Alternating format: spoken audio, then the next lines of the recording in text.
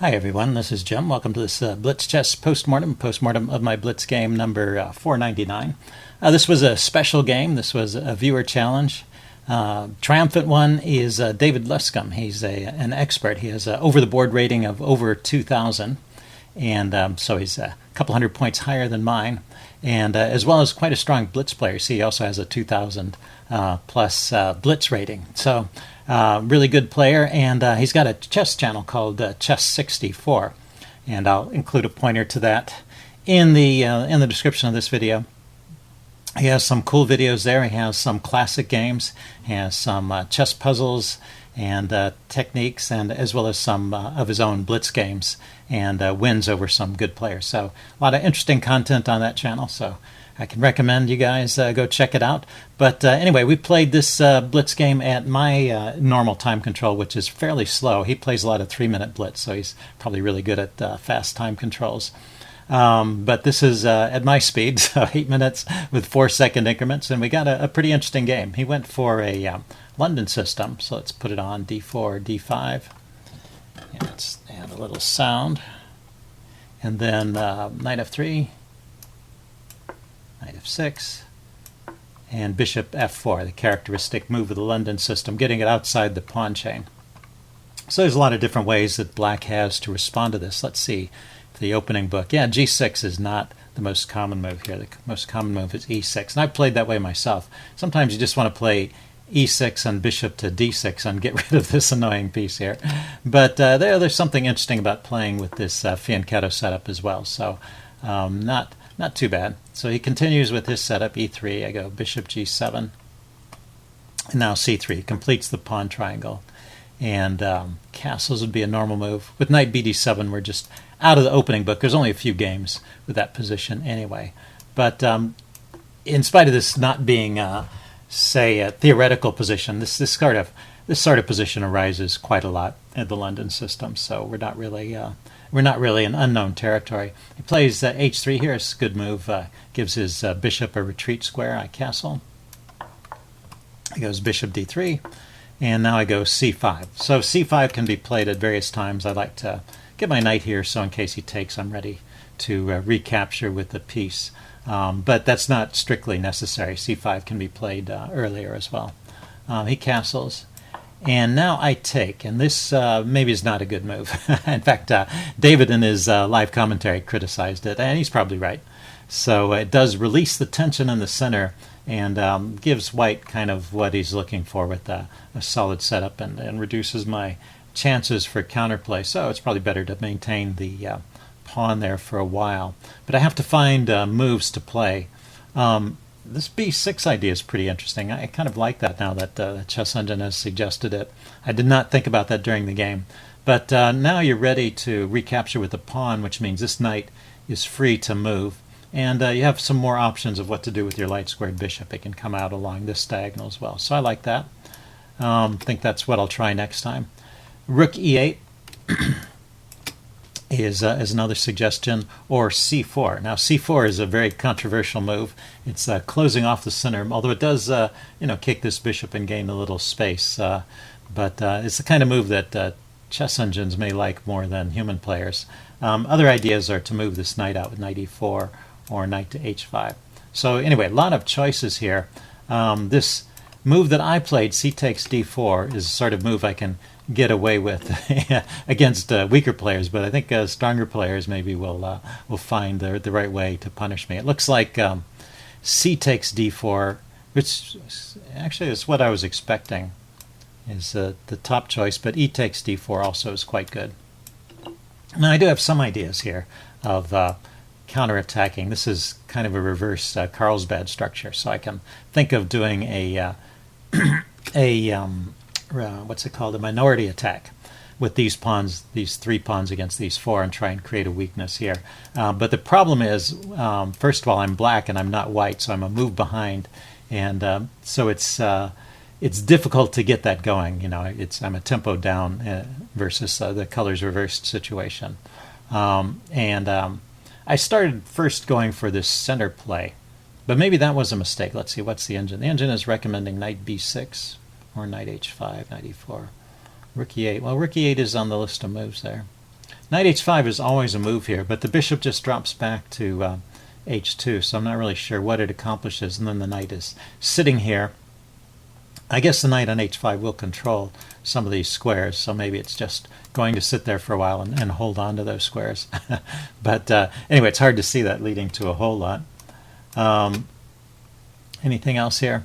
Yeah, but maybe instead of rook e8, maybe I could have started with some of these queenside maneuvers. Let's see, is there an immediate tactical problem? a6, for example, does not show up on the list. And in order to get an attack going over here with the pawns, I would have to start with a6. Knight bd2. Just out of curiosity, if I'd tried to go for this classical b5, a4. Okay, looks like he has good chances to undermine it. And you now see the value of this bishop. I can't put a rook on b8 to support those pawns. Yeah, so it looks like the minority attack idea just is not working here. So rook e8, it's okay. I mean, if I can get in this move, then I've freed up my position, and that helps a lot. The problem is he just puts more force on the e file and basically prevents that.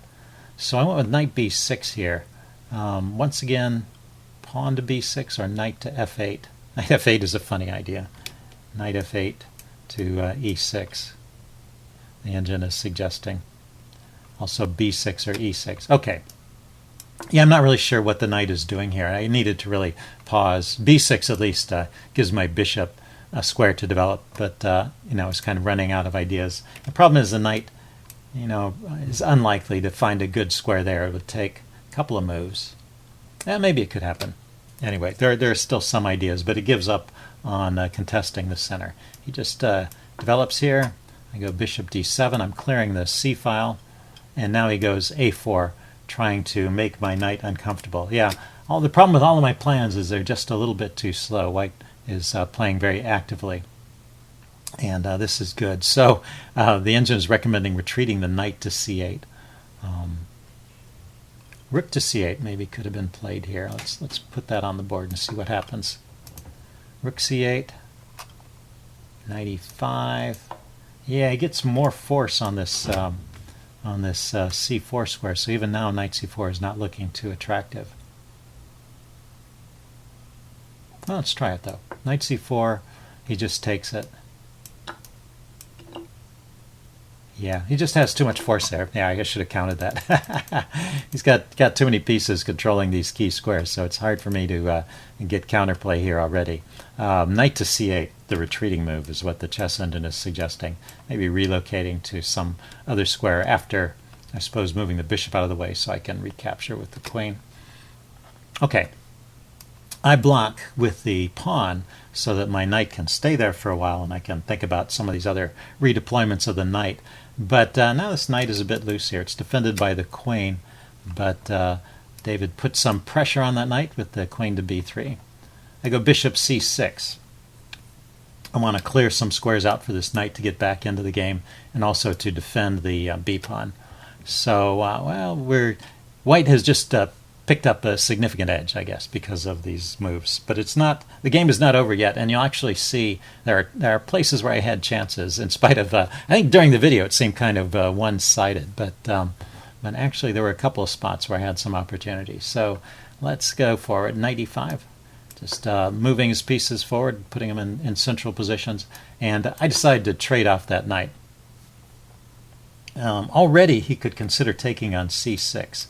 This is funny. It's a top engine move, and it's something I didn't think was good, particularly because this is a bad bishop and this is a good knight, and you rarely want to do that trade where you trade a bad bishop for a good knight, or a good knight for a bad bishop.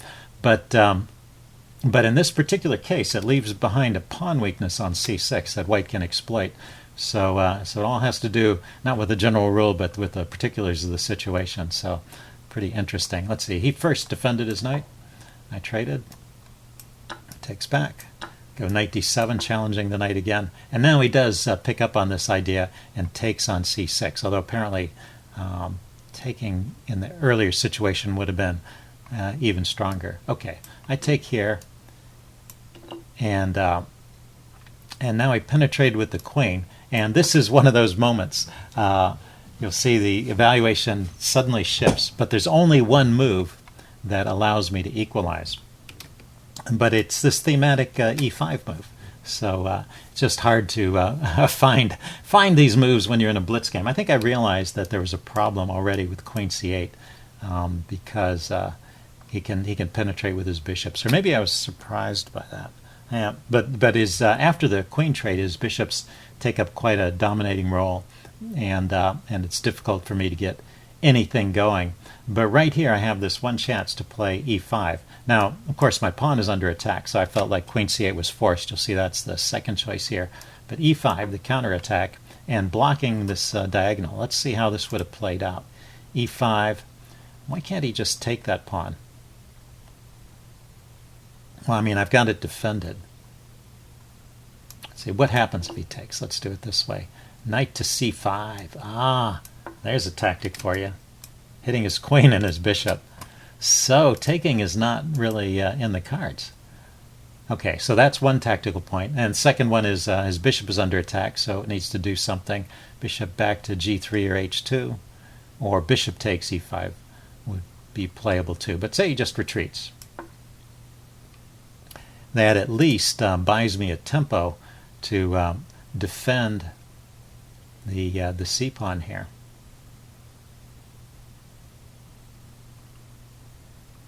Very interesting, and that recommends rook c8 or rook e6 to defend, opening up this e6 square. Cool. Okay, so that's the way I could have stayed in the game. I play queen c8, and now he gets a pretty strong edge. I just didn't recognize how powerful. Oh, cancel that. Yeah, I realized I needed the rook to defend the e-pawn, so I had to take this way. But his bishop invades, and look at how these two bishops are controlling all of these squares. It's a good example of how a pair of bishops can dominate a rook. So I played the only move here, rook c to d8, just getting it out away from those bishops. He has bishop c7, bishop c7 here, doesn't he? What happens? Bishop c7?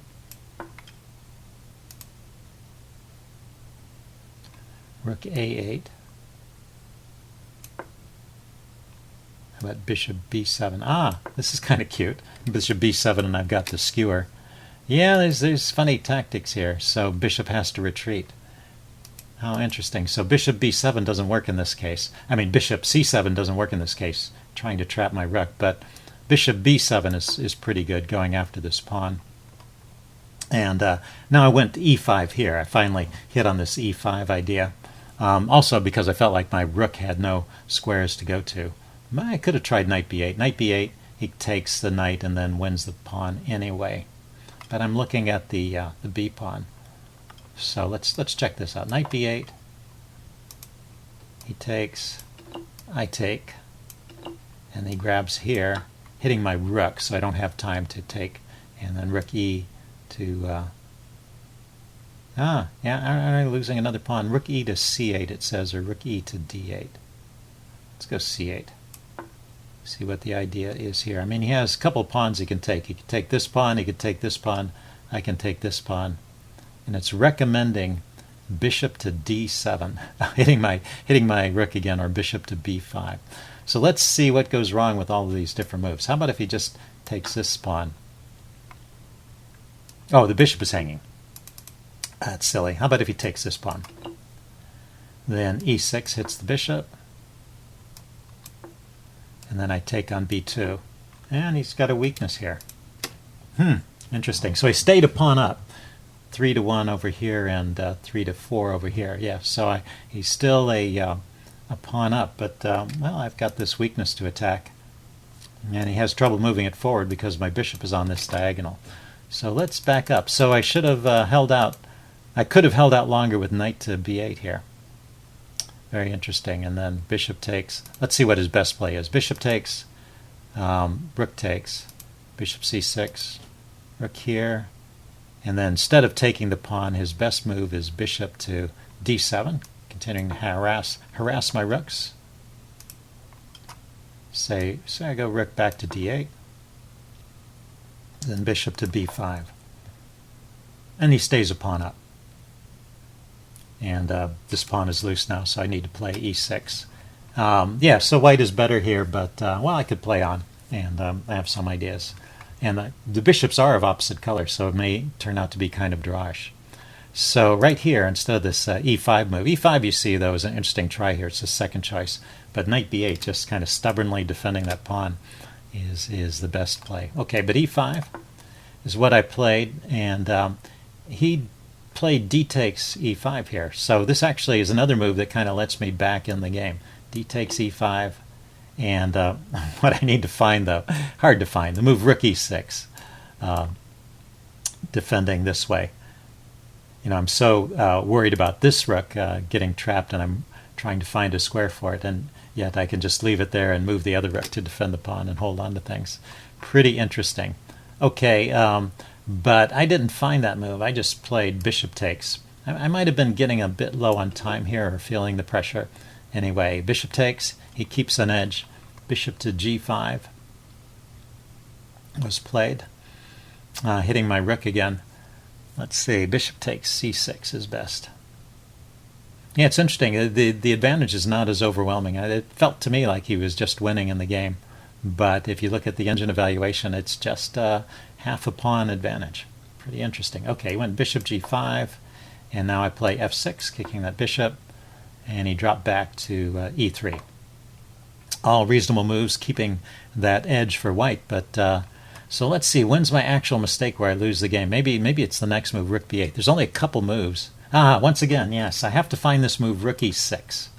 And the problem, you know, from my point of view, is that I'm thinking about the other rook. I'm not thinking about this rook. I've been worrying about this rook and trying to find a safe home for it. And I once again move this rook, and it's a big mistake. I could play knight b8, I could play rook e6 and stay on the game. But when I play rook b8, then finally it's over here. And I think he keeps the edge through the rest of the game. He starts gobbling up these pawns. Play rook e7 to defend the knight, and he gets a second pawn. And I went king g7. Yeah, okay, I don't have anything better. King g7, though, just walks into this tactic. Once again, showing the power of the bishops. Cancel that. He didn't play it here, right? He plays it in a bit. Okay, he went rook e2. And I was trying to set up some, you know, this is a loose piece here. I was trying to set up some tactics against that, but I never managed to work it out. Anyway, knight b6, hitting his bishop. Bishop drops back to a2. Knight takes a4. Yeah, I could have grabbed another pawn here. Probably should have gotten, because I'm 2 pawns down. If I can get to a 1 pawn down situation and opposite colored bishops, I still have drawing chances here. So I just missed that. The pawn was hanging. I went bishop c7, and now he's got this tactic, bishop h6. Yeah, this is what I was talking about. I thought it happened earlier. But anyway, nice illustration of the power of the bishops, controlling all these squares around my king. So I'm in check, and there's a discovered attack on my rook, and I can't get my king over to save the rook. So my only move is just to take the bishop, and then he grabs the rook. And from here on out, he really is just completely winning. I play on, trying to complicate things, but there's nothing happening here. He's just winning. Rook d1. He plays this really nicely. Gets all his pieces in the game. Knight to c8, hitting his rook. I'm trying to prevent him from doubling on the 7th rank there. Goes to d7. I grab a pawn. I figure I might as well grab some pawns while I'm at it, but I really have no big plan here. He went bishop to, I'll cancel that. Went bishop to g8, attacking this pawn here, which can't be defended. I go g5 so that at least my king has an escape square and I don't get mated. Takes with the bishop, and let's see, I grab another pawn. Not that it matters, but now he's got a mate in 5. Bishop to e4. I went with g4 here. Again, trying to create an escape square for my king.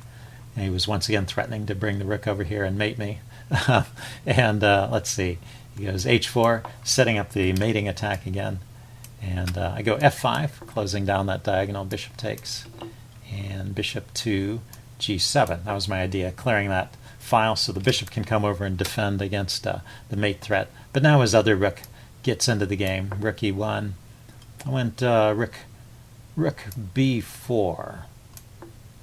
Yeah, defending this pawn, attacking this pawn, but he just comes in here with the check, and now there's mate in 4. Unavoidable. Not that I saw that during the game, but I saw that at the very least I was losing another piece. And I decided to resign. I was also about out of time. But a very interesting game. Hope you guys enjoyed this video. Leave any comments you have, and also go check out David's channel, Chess64. See you guys later. Bye.